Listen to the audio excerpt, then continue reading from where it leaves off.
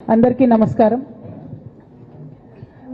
చాలా రోజుల తర్వాత మళ్ళా మీడియా మిత్రులందరినీ చూడడం చాలా సంతోషంగా ఉంది. మీ ద్వారా ప్రజలకు ఈ 15 రోజులు లేనటువంటి అంశాల్లో కొన్ని అంశాలు మాట్లాడదామని ఈరోజు మీడియా సమావేశం ఏర్పాటు చేయడం జరిగింది. ప్రధానంగా మీరు చూసినట్టయితే ఇప్పుడున్నటువంటి కాంగ్రెస్ ప్రభుత్వం అనుక్షణం కేసీఆర్ గారు జపం చేయడం, అనుక్షణం కేసీఆర్ గారి పరిపాలన బాగాలేదని చెప్పడం తప్పితే మరి వాళ్ళు ప్రజలకు ఏం చేస్తున్నారని మాత్రం ఇప్పటికి కూడా చెప్పడం లేదు. అన్ని రకాలుగా ప్రజల్ని ఫెయిల్ చేసి నిన్న మొన్న వరదలు వస్తే కూడా కనీసం ప్రభుత్వం ఆదుకోలేనటువంటి దయనీయమైనటువంటి పరిస్థితిలో ఉన్నది. అంతేకాదు మేమందరం ఎంపీలుగా పనిచేసినటువంటి అనుభవం ఉంది. కేసీఆర్ గారు అయితే యూరియా కోసం మమ్మల్ని 6 నెలల ముందు నుండి చేజ్ చేసేవాళ్ళు. మీరందరూ వెళ్ళండి, తీసుకురండి, మంత్రుల్ని కలవండి, యూరియా ముందే తెచ్చుకుందాం, స్టాక్ పెట్టుకుందాం అని చెప్పి. అంటే ఒక పద్ధతి, ఒక ఆలోచన, ప్రజల పట్ల కన్సర్న్ ఉన్న ప్రభుత్వాలు ఎట్లా నడుస్తాయో ఒక తార్కాణంగా పనిచేసి చూపించినటువంటి కేసీఆర్ గారు ఒక పక్కన ఉంటే, ఇవాళ కాంగ్రెస్ పార్టీ లిటరల్గా కంప్లీట్గా ప్రజలను సేవ చేయడంలో, ప్రజలకు సేవ చేయడంలో ఫెయిల్ అయినటువంటి పార్టీగా కనిపిస్తున్నటువంటి సందర్భం. మరి అటువంటి పార్టీ కేసీఆర్ గారు తరతరాలకు తరగని ఆస్తిగా కట్టినటువంటి కాళేశ్వరం ప్రాజెక్టును మరి బద్నాం చేస్తూ, అందులో ఒక చిన్న పార్ట్ మేడిగడ్డ అనేటటువంటిది, మహాసముద్రం లాంటి కాళేశ్వరం ప్రాజెక్టులో మేడిగడ్డ అనేది ఒక చిన్న పార్ట్. ఆ చిన్న పార్టులో ఒక 3 పిల్లర్లు కుంగిపోతే 2.5 ఏండ్ల నుంచి అదే లొలి పెడుతున్నారు. కాళేశ్వరం మొత్తం కూలిపోయింది, కాళేశ్వరం మొత్తం కూలిపోయిందని మాట్లాడుతున్న సందర్భం. ఇక దానికి నిన్న పరాకాష్ఠకు చేరుకున్నది. అసెంబ్లీ వేదికగా అనేక మాటలు కేసీఆర్ గారిని అనడం. నేను కేసీఆర్ గారి కూతురుగా, కేసీఆర్ గారిని దగ్గర నుండి చూసినటువంటి వ్యక్తిగా చెప్తున్నాను. ఫస్ట్ టైం ప్రభుత్వంలోకి రాగానే, అధికారంలోకి రాగానే ఒక 6-7 నెలలు అయితే కేసీఆర్ గారు తన ఆఫీస్ రూమ్లో ఒక టేబుల్ మీద ఒక వాల్ అంతా కూడా పెద్ద టీవీ స్క్రీన్ ఉంటే 6-7 నెలలు కంప్లీట్గా రీసెర్చ్లోనే ఉన్నారు. ఎట్లా నీళ్లు తీసుకురావాలి తెలంగాణకు, ఏం చేయాలి మనం అనేటటువంటి రీసెర్చ్లు ఉన్నారు. అటువంటి వ్యక్తి మీద ఇట్లాంటి నిందలేయడం అన్నది నిజంగా దారుణం. కేసీఆర్ గారికి తిండి ధ్యాస ఉండదు, డబ్బు ధ్యాస ఉండదు, ఉండేది ఒకటే, కేవలం తెలంగాణ ధ్యాస. నేను దాదాపుగా 2006 నుండి యాక్టివ్గా పాలిటిక్స్లో నేను కూడా పాల్గొంటూ వస్తున్నాను, తెలంగాణ ఉద్యమంలో పాల్గొన్నాను. అప్పటి నుంచి ఇప్పటి వరకు కూడా నేను చూస్తున్నా, ఎప్పుడు కూడా కేసీఆర్ గారు తెలంగాణ విషయం తప్పితే, ప్రజల విషయం తప్పితే పర్సనల్ విషయాలు మాట్లాడే టైము 0.1% కూడా ఉండదు. అటువంటి ఒక మహానేత మీద, అటువంటి ఒక మహానాయకుడి మీద ఇన్ని అబాండాలు వేస్తూ, దాన్ని రోజుకొక రీతిగా చెప్పుకుంటూ, మాట్లాడితే చాలు కేసీఆర్ అవినీతి చేసిండు, మాట్లాడితే చాలు కేసీఆర్ ఏదో 1,00,000 కోట్లు దోసుకున్నాడు, నిజాం కన్నా రిచ్ అవ్వాలనుకున్నాడట. డెఫినెట్గా నిజాం బాటలోనే నడుస్తాం. నిజాం కట్టిన ఉస్మాన్ సాగర్లోనే కదా ఇయ్యాలటి కూడా హైదరాబాద్ ప్రజలు నీళ్ళు తాగుతున్నది. ఆ నిజాం ఆదర్శం, ఆ నిజాం స్ఫూర్తి అని కేసీఆర్ గారు చాలా సందర్భాలలో చెప్పిండ్రు. ఇవాళ కాళేశ్వరం కడితే నేను చెప్తున్న గ్యారంటీగా ఇంకా 200 సంవత్సరాల తర్వాత కూడా తెలంగాణ బిడ్డలు కేసీఆర్ గారిని తలుచుకుంటారు. అటువంటి గొప్ప ప్రాజెక్టు కాళేశ్వరం ప్రాజెక్టు. ఆ ప్రాజెక్టు డెప్త్ అర్థం కాక, తెలంగాణ భౌగోళిక స్వరూపం మీకు అర్థం కాక, మీకు తెలంగాణ పట్ల అవగాహన లేక, కేసీఆర్ గారికి ఉన్న నాలెడ్జ్, ఆయన ఎక్స్పీరియన్స్, ఆయన ఉమ్మడి ఆంధ్రప్రదేశ్లో ఆయన అనుభవించినటువంటి వివక్ష, ఇప్పుడున్న ముఖ్యమంత్రి గారు ఉమ్మడి ఆంధ్రప్రదేశ్లో కూడా మనకు వ్యతిరేకంగా పనిచేసినటువంటి వ్యక్తి, ఇప్పటికి కూడా పక్క రాష్ట్రం ఎజెండా అమలు చేసేటటువంటి వ్యక్తి, ఇప్పటికి కూడా అక్కడ బనకచెర్ల కడతా ఉంటే మాట్లాడినటువంటి వ్యక్తి. అటువంటి వ్యక్తి నిన్న పొద్దు నుండి సాయంత్రం వరకు అసెంబ్లీలో కేసీఆర్ గారిని ఎన్ని అనరాని మాటలు అన్నారు, వింటుంటే గుండె తరుక్కపోతా ఉంది. ఎందుకోసం అనాలి అన్ని మాటలు కేసీఆర్ గారిని? కేవలం రాజకీయ లబ్ధి పొందడానికి మాత్రమే, అంతకుమించి ఏమీ లేదు. ఇదే రేవంత్ రెడ్డి గారు అంతకుముందు ఒక టీవీ ఇంటర్వ్యూలో చెప్పారు, కేసీఆర్ గారికి పైసల మీద ఆశ లేదు, పాపం ఆయనకు మీటింగ్ పెట్టాలంటే కూడా పైసలు ఎప్పుడు కావాలంటే అప్పుడు చూస్తారు ఎక్కడున్నాయని, కానీ అప్పటిదాకా ఆలోచన కూడా చేయరని. మరి అటువంటి కేసీఆర్ గారి మీద ఇంత కుట్రపూరితంగా అభాండాలు ఎందుకు వేస్తున్నారు? వేసేటటువంటి అవకాశం ఎవరిచ్చారు అన్నది కూడా ఇవాళ బీఆర్ఎస్ పార్టీ శ్రేణులు కూడా ఆలోచన చేయాలి, తెలంగాణ ప్రజలు కూడా ఆలోచన చేయాలి. ఎందుకోసం వస్తుంది కేసీఆర్ గారికి అవినీతి మరక ఎవరి వల్ల అంటింది అలా? అది ఆలోచన చేసుకోవాలి కదా మనం కూడా.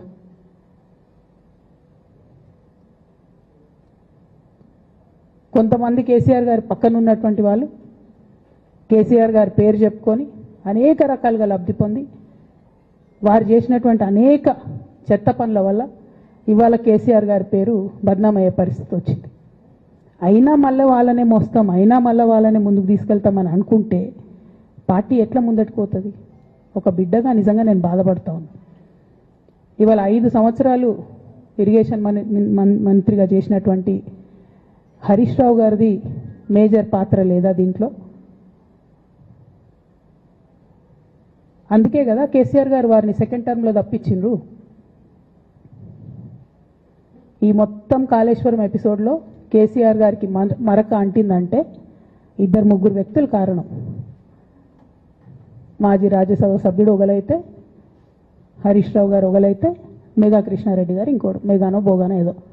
ఈ పెద్ద పెద్ద కాంట్రాక్టర్లు అందరితో కుమ్మక్కై కేసీఆర్ గారు ప్రజల కోసం ఆలోచన చేస్తే, నీళ్ల కోసం ఆలోచన చేస్తే, వీళ్ళు సొంత వనరుల కోసం, డెవలప్మెంట్ కోసం, ఆస్తులు పెంచుకోవడం కోసం ఆలోచన చేసి ఇవాళ మీ వల్ల రేవంత్ రెడ్డి లాంటి వ్యక్తి, తెలంగాణ ఉద్యమానికి సంబంధం లేని వ్యక్తి, కేసీఆర్ గారి కాలి గోటికి సరిపోని వ్యక్తి, ఆయన నిలబడి కేసీఆర్ గారిని చేయెత్తి చూపించి కేసీఆర్ గారి మీద సిబిఐ ఇవాళ నేను వేస్తా అని చెప్తున్నాడంటే కారణం ఎవరు దీనికి? నేను భరించిన, ఇదే హరీష్ రావు గారు, ఇదే సంతోష్ రావు గారు అనేక కుట్రలు చేసినా కూడా భరించిన. నా మీద ఓపెన్గా మీడియా మిత్రులందరితో రకరకాల మాటలు చెప్తే కూడా నేను భరించిన. నా పర్సనల్ అటాక్కి నేను ఎప్పుడు కూడా వాళ్ళను ఇంతవరకు పేరు పెట్టి పిలవలేదు, మాట్లాడలేదు. ఫస్ట్ టైం చెప్తున్నా నేను. ఎందుకోసం చెప్తున్నా? కేసీఆర్ గారికి ఈ వయసులో సిబిఐ ఎంక్వైరీ ఏందండి? ఎందుకోసం ఆ కర్మ పట్టింది? ఎందుకు భరించాలి? ఇటువంటి వాళ్ళని చూస్తూ ఎందుకోసం ప్రొటెక్ట్ చేసుకోవాలి? బీఆర్ఎస్ పార్టీ తమ్ముల కోపం రావచ్చు, కానీ వాస్తవాలు చేదుగున్నా అప్పుడప్పుడు మాట్లాడుకుంటేనే, మందు తీసుకుంటేనే ఆరోగ్యం మంచిగా అవుతుంది. ఇట్లా చెప్పుకుంటూ పోతే చాలా చాలా అంశాలు ఉన్నాయి.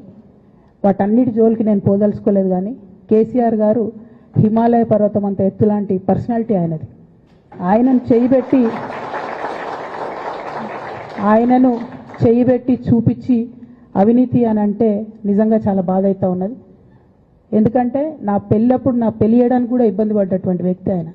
రాజకీయాలలో 40-50 ఏళ్ళు ఉంటే కూడా ఆస్తులు సంపాదించుకోలే కేసీఆర్ గారు. అనేక మంది అలా మాట్లాడుతుంటారు, చాలా మాటలు మాట్లాడుతుంటారు. కానీ నాకు తెలుసు, నేను దగ్గరుండి ఆర్థిక పరిస్థితి చూసిన కాబట్టి ఎన్నడూ ఆయనకు ఆశ లేదు. అటువంటి మనిషిని పట్టుకొని సిబిఐ ఎంక్వైరీ ఇస్తాం, ఇదేస్తాం, అదేస్తాం. ఎవరు కారణం దీనికి అంతటికి? ఈ చేతగాని కాంగ్రెస్ ప్రభుత్వం మీ ఏసీబీ వాళ్ళు పోయి కాళేశ్వరంలో పనిచేసిన 3 ఇంజనీర్లను పట్టుకుంటే ఒక్కొక్క ఇంజనీర్ దగ్గర 100 కోట్ల ఆస్తులు వెళ్తే మీకు ఎందుకు ఎంక్వైరీ చేసే దమ్ము లేదు? వాళ్ళు వెనకాల ఎవరున్నారో ఎందుకు ఎంక్వైరీ చేస్తలేరు? ఖచ్చితంగా నేను ఇవాళ చెప్తా ఉన్నా, హరీష్ రావు గారు వెనక, సంతోష్ రావు గారు వెనక రేవంత్ రెడ్డి గారు ఉన్నారు. వాళ్ళని ఖచ్చితంగా కాపాడతారు అన్ని విషయాలను. వాళ్ళని ఏమనరు, వాళ్ళ గురించి ఏం మాట్లాడరు. బాణం ఎంతసేపు కేసీఆర్ గారి మీద ఉంటుంది. కేసీఆర్ గారిని మాట్లాడాలి, కేసీఆర్ గారిని బదనాం చేయాలి. కానీ దగ్గరుండి ఈ అవినీతి అనకొండలు బీఆర్ఎస్ పార్టీని ఏదైతే డిస్టర్బ్ చేసిండ్రో వాళ్ళని మాత్రం ఏమనరు. ఈ ఇంటర్నల్ అండర్స్టాండింగ్ అనేది ఎక్స్పోజ్ కావాలి. రేపటి నుంచి నేను ఛాలెంజ్ చేసి చెప్తున్నా కదా, రేపటి నుంచి ఏం మాట్లాడతారు తెలుసా? ఈ మొత్తం బ్యాచ్లన్నిటికీ సోషల్ మీడియా బ్యాచ్లు ఉన్నాయి. వీళ్ళందరికీ బాగా చాలా చాలా బ్యాచ్లు ఉన్నాయి. వాళ్ళంతా రేపటి నుంచి ఏమంటారు? నన్ను ఒకళ్ళు బీజేపీ ఆపరేట్ చేస్తుంది అంటారు, ఒకళ్ళు కాంగ్రెస్ ఆపరేట్ చేస్తుంది అంటారు, ఒకళ్ళు రేవంత్ రెడ్డి చెప్తే మాట్లాడుతుంది అంటారు, ఇంకోళ్ళు బండి సంజయ్ చెప్తే మాట్లాడుతుంది అంటారు. ఖబర్దార్ బిడ్డ, నేను ఎవరు చెప్తే ఆడేటటువంటి తోలుబొమ్మని కాదు. నాది నాది నాది నాది కేసీఆర్ బ్లడ్, నాది తెలంగాణ బ్లడ్. ఇండిపెండెంట్గా నేను అనుకున్న విషయాన్ని చెప్తున్నాను. దానికి పొలిటికల్గా ఇబ్బంది అయినా, కష్టమైనా, నష్టమైనా నేనే భరిస్తా. కానీ దేవుళ్ళ లాంటి మా నాన్నను ఇవాళ సిబిఐ ఎంక్వైరీ చేసిండ్రంటే కడుపు రగులుకపోతా ఉంది ఒక బిడ్డగా. అందుకే చెప్తున్నా, ఇన్ని రోజులు చెప్పలే. ఆ మధ్యలో పోయినసారి నా కొడుకు గ్రాడ్యుయేట్ అయినప్పుడు వచ్చినప్పుడు నేను మా నాన్నకు రాసుకున్న లెటర్ లీక్ చేస్తే కూడా ఆ 70, 80, 90 రోజుల నాకు నరకం చూపిస్తున్నారు. ప్రతిరోజు సోషల్ మీడియాలో ఇష్టం వచ్చినట్టు రాపిస్తున్నారు. ఎప్పుడు వీళ్ళ పేర్లు తీసుకోలే, ఇష్టం వచ్చినట్టు ప్రెస్ వాళ్ళకు మాట్లాడుతూ చాలా విషయాలు చెప్తున్నారు. ఎప్పుడు వాళ్ళ పేర్లు తీసుకోలే. ఇలా తీసుకుంటున్నా, ఎందుకంటే విషయం నాది కాదు, ఇది తెలంగాణ పరువు ప్రతిష్టకు సంబంధించిన విషయం. ఇలా దేశంలో ఏ మూలకు పోయినా ఎక్కడికి పోయినా కేసీఆర్ అంటే ఒక మహానాయకుడు, త్యాగం చేసిన నాయకుడు అని చెప్పి మాట్లాడతారు.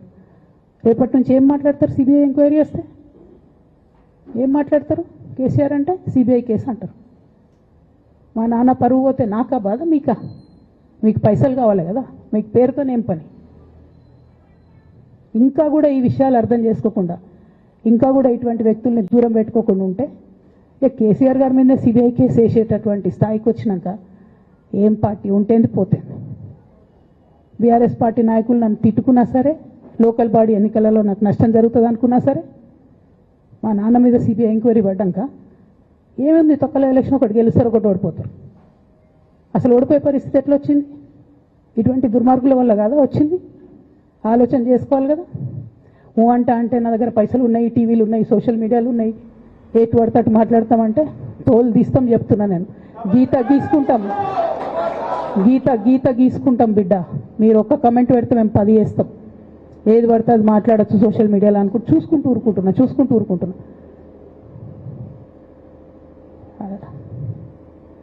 పెద్ద సార్ దగ్గరకు వచ్చినాక ఇక కాంప్రమైజ్ అయ్యేది ఏం లేదు. ఘోష్ కమిషన్ వేసిన రోజే నేను చెప్పిన, ఎందుకు రియాక్ట్ కాలేదు పార్టీ అని అడిగిన ఆ రోజునే. నిన్న సిబిఐ ఎంక్వైరీ వేస్తున్నా అని రేవంత్ రెడ్డి గారు అసెంబ్లీలో చెప్తే తెలంగాణ బంద్ కాలియద్దా, బగ్గు మనొద్దా తెలంగాణ? ఎట్లా మాట్లాడతారు? నిజంగానే మనిషి అవినీతి అయితే, నిజంగానే మనిషి డబ్బులు తినోడైతే వేరు మాట. ఆయనకు తిండి మీద కూడా ధ్యాస ఉండదా బాబు? తెలంగాణ అదే పిచ్చి.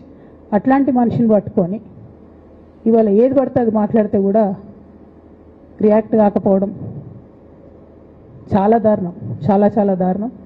నేను దీన్ని తీవ్రంగా ఖండిస్తున్నా. At the same time Congress government PC Ghosh commission వేసిండ్రు. రెండేళ్ల నుంచి టైంపాస్ చేస్తారు. ఆ కమిషన్ రిపోర్ట్ వచ్చింది. ఆ రిపోర్ట్ నిన్న అసెంబ్లీలో పెట్టిండ్రు. ఇంకా దానికి ఏం లేదు, దానిలోకి ఏం చర్యలు తీసుకుంటారో చెప్పారు, ఏం చేస్తారో చెప్పారు, తక్కువని సిబిఐకి ఇచ్చేస్తారు. అంటే ఇది ప్రీ ప్లాన్డ్, ప్రీ మెడిటేటెడ్, ఖచ్చితంగా కేసీఆర్ గారి ప్రతిష్ట దెబ్బతీయాలనేటటువంటి ప్రీ మెడిటేటెడ్ అటాక్ తప్పితే ఇంకోటి కాదు. ఇన్ని ఏజెన్సీస్ ఉన్నాయి రాష్ట్ర ప్రభుత్వంలో. మీ ఏసీబీకే దొరికింది కదా ఇదే కాళేశ్వరంలో అవినీతి తిమంగళాలు. ఏమైంది అది? ఏమైంది? ఆ రిపోర్ట్ ఏమైంది? వాళ్ళ మీద చర్యలు ఏమైనాయి? దాని కంక్లూజన్ ఏంది? ఒక్క చిన్న ఎంక్వైరీ కూడా ఇప్పటివరకు కంక్లూడ్ చేయలేదు కాంగ్రెస్ గవర్నమెంట్. ప్రచారం ఎక్కువ, పని తక్కువ. ఎప్పుడైనా మీ తప్పిదాలు బయటపడుతున్నాయి అనుకుంటే, ఎప్పుడన్నా ప్రజలు తిరగబడతారు అనుకుంటే వెంటనే ఒక రిపోర్ట్ వేయాలి, వెంటనే కేసీఆర్ మీద ఒక ఆరోపణ చేయాలి. ఇప్పటికి కూడా రేవంత్ రెడ్డి గారికి కేసీఆర్ గారి పేరు చెప్పుకోకపోతే ఆయన ఫోటో కూడా పేపర్లో వేరేమని భయం పాపం. అందుకని ఆయన రోజు పొద్దుగాలేస్తే కేసీఆర్ని తిట్టుడే తప్పితే ఇంతవరకు కూడా వేరే ఆలోచన చేయడం లేదు. మేము డిమాండ్ చేస్తూ ఉన్నాం కాంగ్రెస్ ప్రభుత్వాన్ని, మీరు బట్టగాల్చి మీదేసినట్టు ఆరోపణలు వేయడం కాదు, మీకు దమ్ము ధైర్యం ఉంటే నేను పేర్లు కూడా చెప్పిన, చూడండి ఎక్కడి వరకు పోతారో చూస్తాం. మీకు అండర్స్టాండింగ్ లేకపోతే మీకు అండర్స్టాండింగ్ పెట్టుకొని కేసీఆర్ గారిని టార్గెట్ చేయడం ఇది పొలిటికల్గా కరెక్ట్ కాదు. మన రాష్ట్రంలో ఇటువంటి వాతావరణం ఇదివరకు లేకుండే, రేపు పొద్దున కూడా ఉండొద్దని చెప్పి నేను కోరుతాను. కాంగ్రెస్ ప్రభుత్వం కేవలం కాళేశ్వరం విషయమే కాదు, బీసీల విషయంలో ఎంతగా మోసం చేస్తున్నారు. ఫస్ట్ ఏమో బిల్లు పెడతారు, మేమందరం లొల్లి పెడితే టైంపాస్ చేసి 1.5 year తర్వాత బిల్లు పెట్టిరు. బిల్లు పెడితే కనీసం గవర్నర్ దగ్గర పోరు, కనీసం రాష్ట్రపతి దగ్గర పోరు, ప్రధానమంత్రి దగ్గర పోరు. గవర్నర్ పెండింగ్ పెట్టుకుంటే ఎందుకు సుప్రీంకోర్టు కోతలేరు? ఇంకా కూడా మళ్ళీ ఛాలెంజ్ చేసి అడుగుతా ఉన్నాను నేను, ఎందుకు సుప్రీంకోర్టు కోతలేరు? మీరు September 30 లోపల ఎన్నికలు చేస్తామని చెప్పిండ్రు. September 30 లోపలన్నా సుప్రీంకోర్టుకు పోండి. డీమ్ టు బి అప్రూవ్డ్ అనుకుంటే ఇదే ఎలక్షన్లో బెనిఫిట్ అవుతుంది కదా బీసీలకు. ఆ తర్వాత ఇంకొక ఆర్డినెన్స్ తెచ్చిరు, అది పెండింగ్ ఉంది గవర్నర్ దగ్గర. కనీసం దాని మీద సుప్రీంకోర్టు కోండి, దాని మీద కూడా పోతలేరు. మళ్ళీ నిన్న కొత్త కథ, 50% స్లాబ్ ఎత్తేస్తామట. కామెడీ రోజు రోజుకి. ఏంది ఇది? ఎందుకోసం అంటే ఇదంతా బీహార్లో ఎన్నికలు అవుతున్నాయి. వాళ్ళ రాహుల్ గాంధీ గారి పిఆర్ యాక్టివిటీకి రోజు ముచ్చడి చెప్పాలి ఆయన. ఇక్కడ వీళ్ళు నిన్న 50% క్యాప్ ఎత్తేస్తున్నామని కొత్త కథ చెప్పిండ్రు. మీరు చూడుని రేపెల్లుండి నుంచి రాహుల్ గాంధీ బీహార్లో ఏం మాట్లాడతాడు? హమ్నే 50% సీట్ తోడది అంటాడు ఆయన బీహార్ ఎన్నికలలో. ఆయన అక్కడ చెప్పుకోవాలి కాబట్టి పిఆర్ యాక్టివిటీ కోసం వీళ్ళు ఇక్కడ చేస్తున్నారు తప్పితే బీహార్ ఎన్నికల కోసం తెలంగాణ బీసీ బిడ్డలను బలిపెడుతున్నారు రేవంత్ రెడ్డి గారు తప్పితే నిజంగా చిత్తశుద్ధితోని బీసీలకు ఏదైనా బెనిఫిట్ చేద్దామనే ఉద్దేశమే మీకు లేదు. అటువంటి ఉద్దేశం మీకు ఉంటే మీ వైఖరి ఇట్లా ఉండదు. కేవలం కాంగ్రెస్ పార్టీ బీసీలను నయవంచన చేస్తున్నది.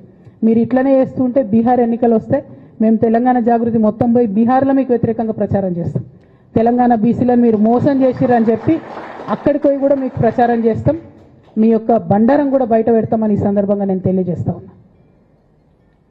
బీసీల విషయమైనా కాళేశ్వరం విషయమైనా చిత్తశుద్ధి లేనటువంటి కాంగ్రెస్ పార్టీని ఖచ్చితంగా మీ వైఖరిని ఎండగడతామని చెప్పి తెలియజేస్తూ సిబిఐ ఎంక్వైరీ చేసుకున్నా మీరు ఏ ఎంక్వైరీ చేసుకున్నా కేసీఆర్ గారు మాత్రం కడిగిన ముత్యంలాగా బయటకు వస్తారని మళ్ళొకసారి తెలియజేసుకుంటూ మీ అందరి దగ్గర కూడా నేను సెలవు తీసుకుంటా ఉన్నాను. Thank you.